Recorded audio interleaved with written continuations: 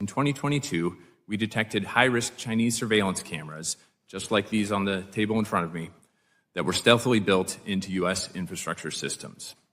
We leveraged our Skyfall laboratory to develop an advanced beacon detection analytic that increased sensitivity to detect these threats while improving selectivity to dramatically reduce false positives.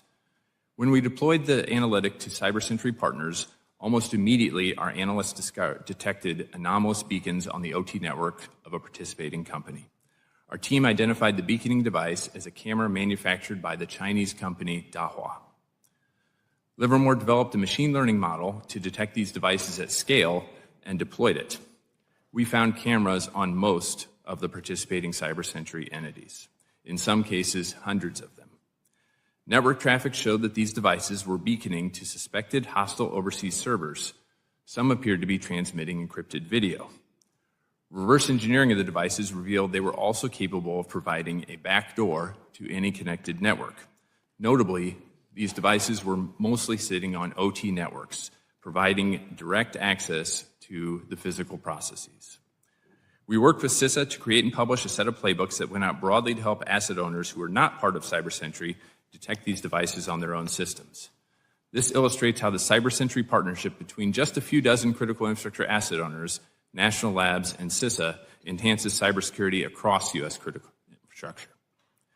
It's important to recognize detection represents just one aspect of defense against cyber threats to our infrastructure.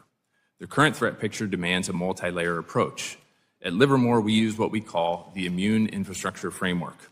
This four-layer approach recognizes that we can't stop all attacks and instead seeks to make it as difficult as possible for adversaries to achieve their goals.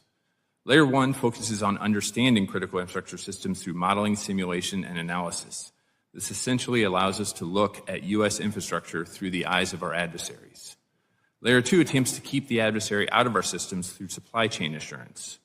Layer 3 focuses on detecting and responding to intrusions. We put significant focus on addressing the previously unseen over-the-horizon threats that China, Russia, and Iran are developing that could hold our systems at risk. In Layer 4, we engineer our systems to operate through compromise by using techniques like collaborative autonomy, which are designed to provide redundant, decentralized control of systems. While all 16 critical infrastructure sectors are important, we pay particular attention to energy, water, transportation, and communication because of their close connection to national security.